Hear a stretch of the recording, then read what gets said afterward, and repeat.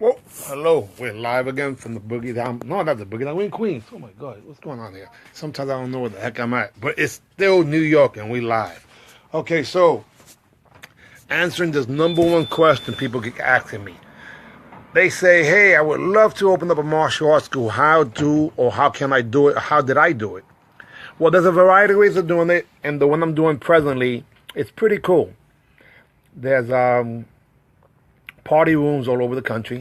They're usually busy in the weekends, and during the week they're not busy. So you can always rent the time that they're not using. Only challenge is this: being professional. Professional is the key. You can't run a successful operation without knowing how to pick up a phone. So I'm going to simulate what would be a phone call. Ring, ring, ring. Hello, it's a great day for Fontanes Karate. How may I help you? Well, the lesson would be for yourself, sir, because we do have adult lessons. Obviously, I already made a commercial. And how does your son, 5 years old, has he ever trained before? The reason we ask that, because we started from age 3. You want to take control of the conversation. You guys know that. But some of you guys have messed up on the basics. So running a successful karate school, like any business, you have to be pro. Go pro, baby. Make sure that you are professional. Now, before I continue, we're praying that Florida is safe. Luckily, the Caribbean wasn't as bad as we thought, Puerto Rico in particular. But again, prayers out to all people to be safe. Now, running a multiple operation sometimes may be the worst thing to do because you need staff, you need a team, and the only way to do that is to put them through an instructor's training program, a curriculum that empowers people to become leaders. Now, my goal at the Charter Club, reason I call it a Charter Club is because there's only me as an instructor, only 20 people maximum, and my intention is to get these people to achieve their goals, their highest level. And some of them want to become instructors. So that being the case, I'm putting together a business formula and plan for them by showing them, by leading by example. Okay, the other thing. For competition, guys, I personally love competition, but it's hard for me to go to tournaments nowadays, and it's because it's not what I am used to. Getting slapped to the shoulder with an open hand is something that's embarrassing for me to watch, let alone do. I would never do it. That's why you've seen some of the videos where I've been hitting people the way it's supposed to be, the way Herb Perez did, the way Santiago Sanchez does, the way Rui Camacho and all the other people who are watching here would do. So we're having the Unified Martial Arts Network. We're launching again next season. We're going to have certified referees before the season even starts. We'll have certified referees, and we'll keep you guys posted on that. Now, what I'm wearing is a rec suit, a real easy kicking suit. Why did I create this years ago? Because I love karate, but I hate the uniforms. I mean, they're kind of silly. Jerry Mello, please. I need you, buddy. I need you. I'm back in the Boogie Down Bronx. You promised to help, and I know you can. So contact me as fast as possible.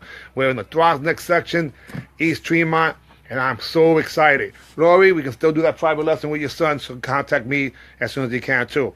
I will be doing seminars for the month of October and maybe even November, so stay tuned for that. Sniper fighting and sharpshooting, and I'm not the guy who created it, but I can honestly say that I'm the one that's been holding it down for many years because some of you guys stopped competing. And again, I don't blame you. Now, we're here at my partners, Max, Martial Arts City Supplies. Now, we can provide you with any quality product from a student uniform all the way to a rec suit. If you see up there, that's a rec suit. We have from Kung Fu to you name it. We also make embroidered customs belts. So, guys, one-stop shop to be able to satisfy all your needs. Okay, so how did I become a successful martial arts school owner? I listened to the people who actually were successful because there were so many people that gave advice, but those guys had part-time operations. I can't call my school a school unless I have it full-time, so I call it a club. And there's a charter club that I would rather have some exclusive to a handful of people to make sure I teach them quality. It's only Tuesdays and Thursdays for an hour or 45 minutes, depending on if it's a child or an adult. And I guarantee that the results from those that training is going to be at an all-time high because I'm not going to do anything that I don't believe can help people and work. Now, if you guys have any questions for me, just shoot them at any point and I'll respond to them. But how can you become a certified referee? We have video training, and we actually going to have some official tops similar to this, but they're referee tops. So like that, I mean, I don't believe you should start a circuit without having the referees. You can't do that. That's not possible. Um, Yeah, I had a few conversations this week with some people who are running some interesting programs, and these programs are in Brooklyn and also in Queens, and they're both successful, but they look 180 degrees opposite. I mean, they completely. One is a child program, the other one's an adult program, and leadership is key. Regardless, the speed of the pack, it depends on the leader, and the leader must be a reader. Readers and leaders, and leaders are readers. The bottom line is that education gives them advantages. Now, we have my nephew over there, Mosuko, who actually is opening another school, 5,000-foot location. We'll be interviewing him really soon. He has the first MMA program that we know of in the Bronx. It's going on for over 10 years. I'm so proud of him. I also went over to visit Shehan Delgado, my buddy, who's had a martial arts school for 21 years. Again, very successful. I am in Queens right now. I'm at the store. This is live, Mr. Joyce. Arlie, how you doing, sir? Colleen, how you doing? So anyway, what I'm saying is that we will be visiting martial arts schools throughout New York City to learn what it is that's made them become successful. I saw the school, to Excel Martial Arts, or I should say Mighty Joe Rivera. And my God, they have such an incredible operation. I am so proud that they motivated me to come back to teach martial arts. They run classes, sometimes 3 classes at the same time. The basement has a CrossFit, the yoga's on the first floor, and then they also have the karate school, 4,000 square feet on the 3rd floor. And it's something that it's so beautiful to see, because it's people who have their lifetime dreams and goals to help people. Now, as an instructor, you got to understand that we got a bad connection. Your job is simple. People have problems, you have a solution. You have ways to help them make better decisions when their parents aren't around. How you doing, sir? Don Warner, all the way from California via Canada. Oh, Canada. So what I was saying was that there's a common denominator of successful schools and successful businesses, and one of the things is being able to use your media. Now, social media is exactly that, it's media. As you guys see, sometimes I take videos and I broadcast them. In the last 24 hours, I've probably put about 30 videos, and it's because I'm reloading them onto my computer to be able to use them onto the Fontenez Martial Arts website. I suggest you take a look at Fontenez Martial Arts website, because I think there you learn exactly how sometimes less is more, and how if a picture's worth 1,000 words, then what's the video worth? And a lot of people just don't use video properly, because when it's all said and done, the videos are there to do 2 things: educate and motivate. And if you can educate people via video, that means you can multiply yourself. And since it's recorded, they can always go back and visit it. Websites, extremely important. Landing page on the website, very, very, very important. I'll keep smiling even with my crooked teeth, right? Doesn't matter. At least I have teeth, right?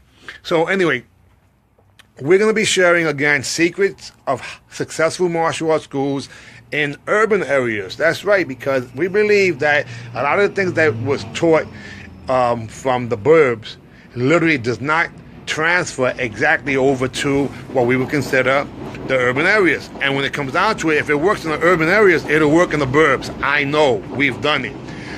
Again, Mighty Joe has a school not just in the Bronx, but he has a school in Larchmont. And Larchmont, obviously, is a burb, very affluent area. He has a very successful school there that's been there for, I'm not sure how many years, but someone's getting ready to buy a building, where his business is at. So those things are possible. Very, very possible. Should you do your own billing? Well, that's an option. That would be something that we'll debate. In 2017, things are a little different. But the school, or I should say the program that I'm doing, I'm excited because I know the progress rate is going to be through the roof. Why? In the past it has been, and I believe I'm a better instructor today because I have not stopped teaching. Some of you have participated in some of these seminars, and we're not finished with them. Sniper, this is the reason I call it sniper fighting. Martial arts is military arts. In the military, you need the special forces, or you can't win. The special forces has one person that without them they can't get in or get out. Who's that? The sniper. Special forces are groups of 6, and that sniper is the one that makes things happen, because without him or her, you wouldn't be able to accomplish the mission. So when sparring, I consider the real deal point fighters from back in the days to be snipers. Why? We threw less techniques and the hit ratio was a lot higher. So quality as opposed to quantity was the key, and I believe it still is. That's also the case with when running a successful business. The absolute best marketing that you can have is a quality instructor. Exactly right. It's all about us, all of us, not us or ush or yush. All those things are cool, but it's all of us. The reason I don't say us particularly, so you guys know, I don't come from a Japanese style. The Okinawans don't say that. The Koreans don't say that. The Japanese were the only ones that said that, and I believe it was Masuyama, who's really Korean. Anyhow, my point is that